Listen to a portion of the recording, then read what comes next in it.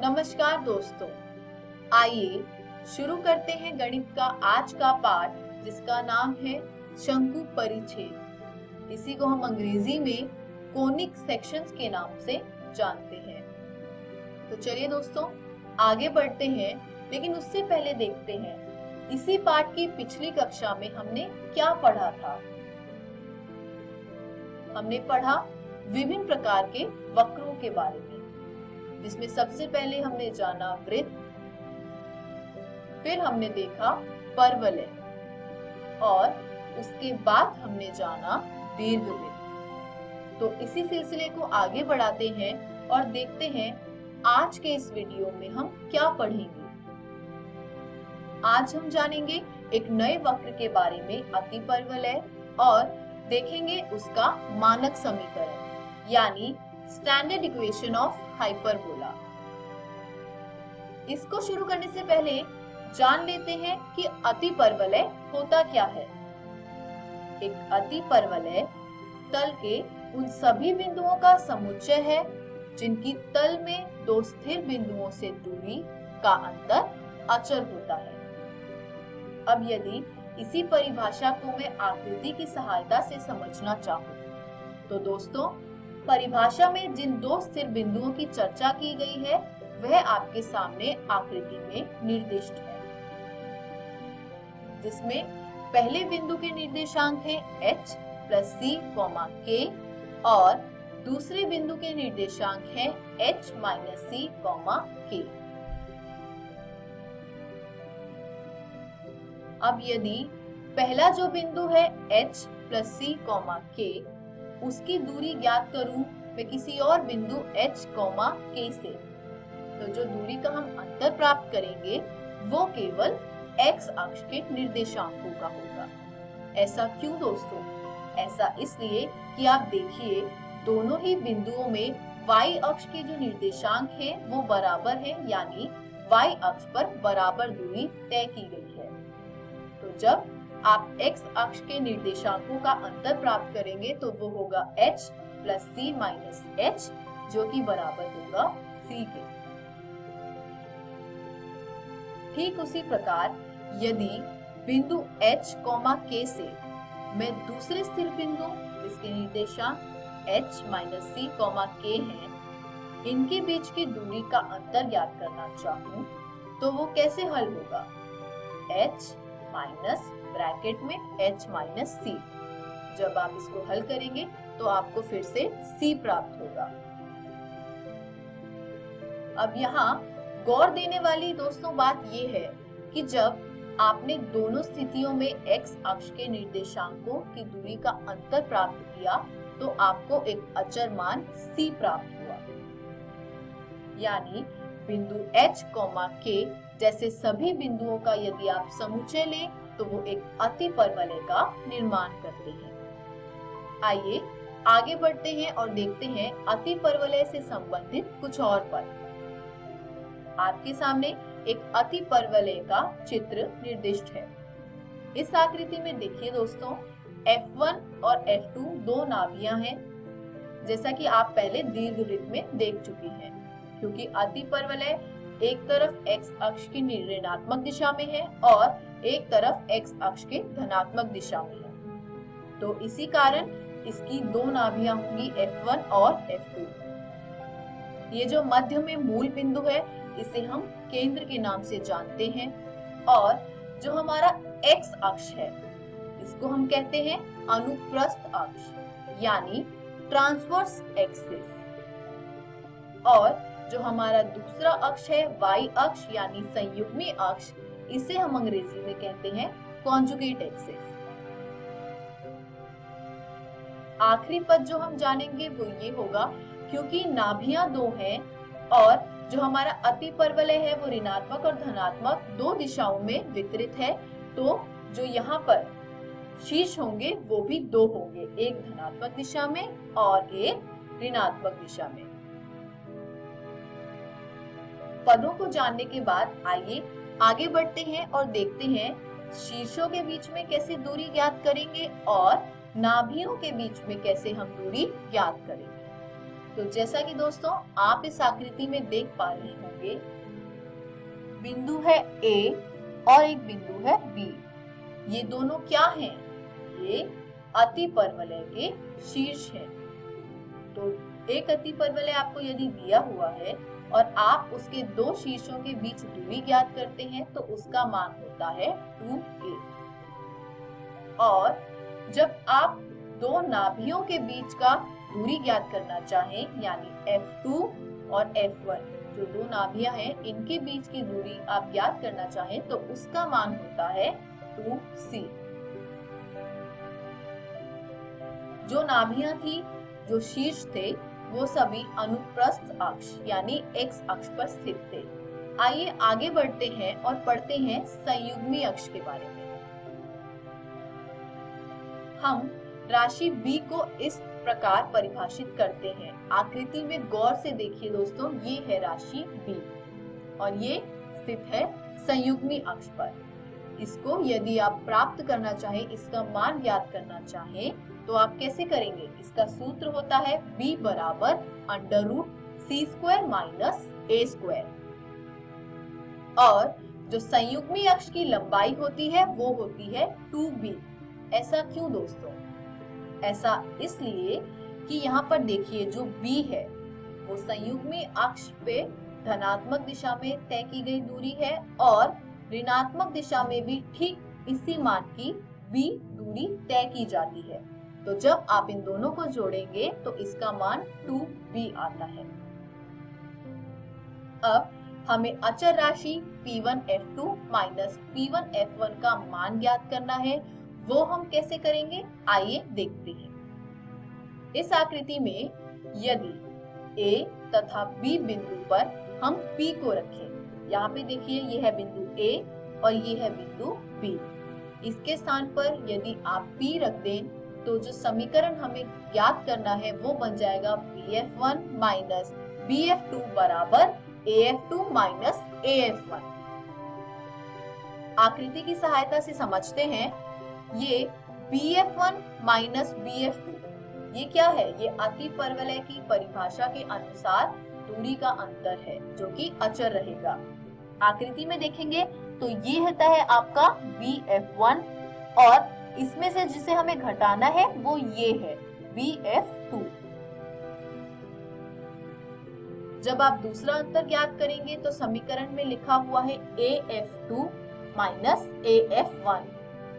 तो आकृति में गौर से देखिए AF2 चित्रित है, इसमें से आपको जिसे घटाना है वो है AF1 और इनका मान जो है वो आपस में बराबर हो जाएगा इन दोनों के अंतर का। क्यों? क्योंकि अतिपरवलय की परिभाषा में यह बताया गया है। इसी को जब हमने आगे हल किया तो देखा कि BF1 को हम BA प्लस AF1 लिख सकते हैं।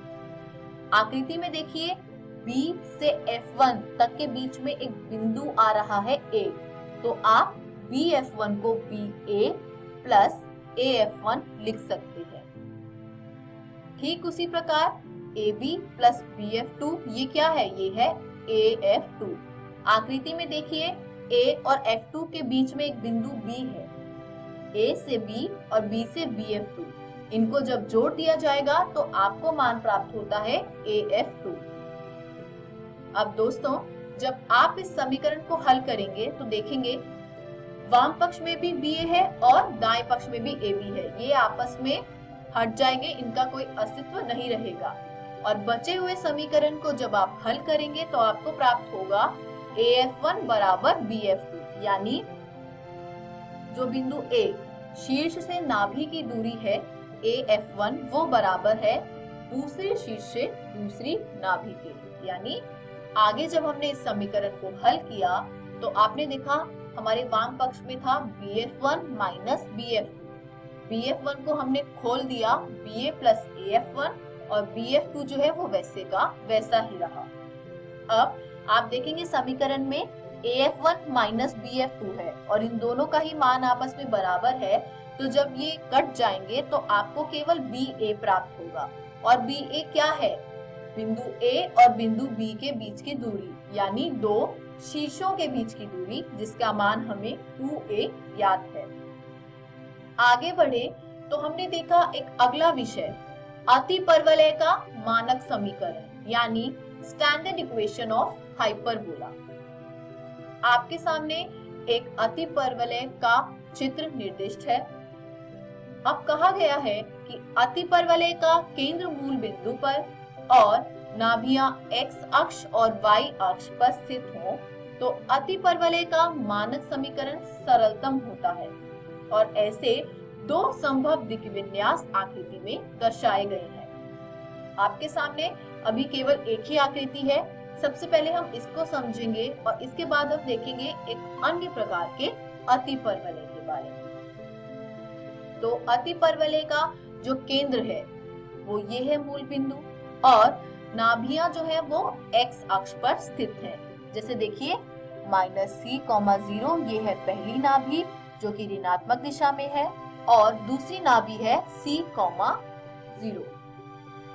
दोनों ही x अक्ष पर यदि निर्दिष्ट हो तो दोस्तों जो इसका समीकरण आता है वो आता है x² बटा a² माइनस y² बटा b² बराबर 1। आगे बढ़ते हैं और देखते हैं दूसरे प्रकार के अतिपरवलय को।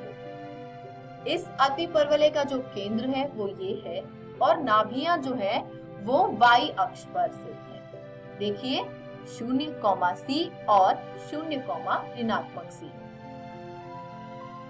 अब यदि अतिपरवलय इस प्रकार का हो तो इसका जो समीकरण होता है वो होता है y² बटा a² माइनस x² बटा b² बराबर 1। ध्यान देने वाली बात ये है दोस्तों कि नाभियां जिस अक्ष पर स्थित होंगी उसका मान आपको उसी के नीचे लिखना है। कैसे? यहाँ पर नाभियां y अक्ष पर स्थित है तो y बटा a यानी जो शीर्ष के निर्देशांक होंगे उनको आप लिखेंगे y के नीचे और यदि जो नाभियां वो x अक्ष पर स्थित हैं तो जो शीर्ष के निर्देशांक है वो आएंगे x के नीचे। इस तरीके से यदि आप इसको याद रखेंगे तो परीक्षा में आए गए प्रश्नों को आप सरलता से हल कर सकते हैं। आगे बढ़े और हमने जाना अतिपरवलय की एक विशेष स्थिति के बारे में। जब अतिपरवलय इस प्रकार का हो यानी आकृति में दर्शाया गया जो अतिपरवलय है उसकी नाभियां x अक्ष पर स्थित हैं। इसका जब हमने समीकरण देखा तो वो हुआ x² बटा b² माइनस y² बटा a² बराबर 1। स्थिति ये है दोस्तों कि यदि a का मान b के बराबर हो जाए तो समकोणीय अतिपरवलय कहलाएगा। यानी कोई अतिपरवलय जिसमें a और b आपस में बराबर होते हैं हम उसको समकोणीय अतिपरवलय के नाम से जानते हैं। आगे बढ़ते हैं और देखते हैं कि इससे हमें प्राप्त क्या हुआ। अतिपरवलय के समीकरण से हम यह निष्कर्ष पाते हैं कि अतिपरवलय पर प्रत्येक बिंदु x, y के लिए x² बटा b² बराबर होता है 1 जमा y² बटे a² और इसका मान हमेशा 1 या 1 से बड़ा होता है। यदि y बटा a का जो ये स्क्वायर वर्ग लिया जा रहा है इसका मान 0 हो जाए तब भी पूरे का मान जो है वो 1 तो रहेगा ही। और यदि y बराबर a एक छोटे से छोटा मान भी हो, ऋणात्मक नहीं हो सकता क्योंकि वर्ग लिया गया है, जो भी होगा धनात्मक होगा और जब वो 1 से जुड़ेगा तो मान जो आएगा वो 1 से बड़ा ही आएगा। आगे बढ़ते हैं और करते हैं इसी पर आधारित एक उदाहरण में कहा गया है नाभियां दे रखी हैं जिसके निर्देशांक है 0, ±3 और शीर्षों के निर्देशांक है 0, ±√11/2 और कहा गया है कि अतिपरवलय का समीकरण ज्ञात करना है। तो हमें एक ऐसे अतिपरवलय का समीकरण ज्ञात करना है जिसकी नाभियां और शीर्ष इनके निर्देशांक ऐसे भी हो। सबसे पहली चीज जो देखनी है दोस्तों आपको कि नाभियों के जो निर्देशांक है उसमें y निर्देशांक जो है वो 3 है। यानी जो अतिपरवलय बनाया गया है वो कैसा होगा, वो y अक्ष पर नाभियां हो ऐसा होगा, और शीर्ष जो है वो भी y अक्ष पर होंगे क्योंकि नाभि जो है वो y अक्ष पर है। तो आइए हल देखते हैं। क्योंकि नाभियां y अक्ष पर है इसलिए अतिपरवलय का समीकरण कैसा होगा, y स्क्वायर, क्योंकि y अक्ष की चर्चा की गई है और शीर्ष का जो मान है वो कहाँ लिखा जाता है, y के नीचे, यानी जिस अक्ष पर नाभि स्थित होती है उसके नीचे। तो y स्क्वायर बटा a square minus x square बटा b स्क्वायर बराबर 1। शीर्ष जो है वो दिया गया है 0, प्लस माइनस √11/2, और यदि मानक शीर्ष देखा जाए तो वो होगा 0, प्लस माइनस a। तो तुलना करने पर a का मान प्राप्त होता है √11/2, और क्योंकि नाभियों के निर्देशांक है 0, प्लस माइनस 3, तो c का मान हुआ 3 और b स्क्वायर का मान होता है c square minus a square. b का मान निकालना है, क्यों? क्योंकि समीकरण में हमें x के नीचे b का वर्ग लिखना है। तो c का वर्ग यानी 3 का वर्ग 9 माइनस a का वर्ग यानी √11/2। इसको जब आप हल करेंगे तो आपको मान प्राप्त होता है b बराबर √25/2। तो जो समीकरण होगा वो होगा y स्क्वायर बटे a का वर्ग यानी 11/4 माइनस x स्क्वायर बटे b का वर्ग यानी 25/4, जो कि बराबर होता है 1 के। अर्थात जब आप इस समीकरण को हल करेंगे तो आपको प्राप्त होगा एक अभिष्ट समीकरण 100y square minus 44x square बराबर 275। आगे बढ़ते हैं और देखते हैं अतिपरवलय से संबंधित एक और पद, उत्केंद्रता यानी इसेंट्रिसिटी। दीर्घवृत्त की तरह ही अनुपात E बराबर C बटे A को हम अतिपरवलय की उत्केंद्रता कहते हैं। C जो है वो नाभि का निर्देशांक होता है और A जो है वो शीर्ष का निर्देशांक होता है। दोस्तों, आप इस सूत्र को अच्छे से याद रखिएगा। क्यों? क्योंकि जब आपकी परीक्षा में प्रश्न आएगा तो उसमें केवल आपको मानक समीकरण में से A, B और C का मान ज्ञात करना है, और आप जैसे ही इस सूत्र में उसको डालेंगे तो आपको उत्केंद्रता प्राप्त हो जाएगी। इस पाठ से बहुत सरल प्रकार के प्रश्न आते हैं जिससे आप ज्यादा से ज्यादा अंक प्राप्त कर सकते हैं। अब क्योंकि C का मान हमेशा A के बराबर या A से बड़ा होता है, इसलिए उत्केंद्रता कभी भी 1 से कम नहीं होती है। कहा गया है कि C का मान या तो A है। इस स्थिति में यदि आप E बराबर ले A बटा A तो आपको 1 प्राप्त होगा, और दूसरी स्थिति में कहा गया है कि C का मान जो है वो A से बड़ा है। यानी जब आप देखेंगे इस भिन्न को और C का मान जो है वो A से बड़ा होगा तो E का मान जो है वो 1 से बड़ा आएगा। तो इस स्थिति में उत्केंद्रता कभी भी 1 से कम नहीं हो सकती। और उत्केंद्रता के संबंध को यदि आप गौर से देखें, A को आप बाएं पक्ष में ले जाएं तो C का मान होता है AE, यानी नाभिया केंद्र से AE की दूरी पर होती है। आइए दोस्तों, इसी पर आधारित एक उदाहरण कर लेते हैं। उदाहरण में आपको एक अतिपरवलय का समीकरण दिया गया है और हमें इसी अतिपरवलय की उत्केंद्रता तथा नाभि और शीर्ष के निर्देशांक ज्ञात करने हैं। तो जो दिया हुआ समीकरण है x स्क्वायर बटा 9 स्क्वायर माइनस y स्क्वायर बटा 16 बराबर 1, इसकी हमें मानक समीकरण से तुलना करनी होगी, जिससे हमें प्राप्त होगा A का मान 3 और B का मान 4।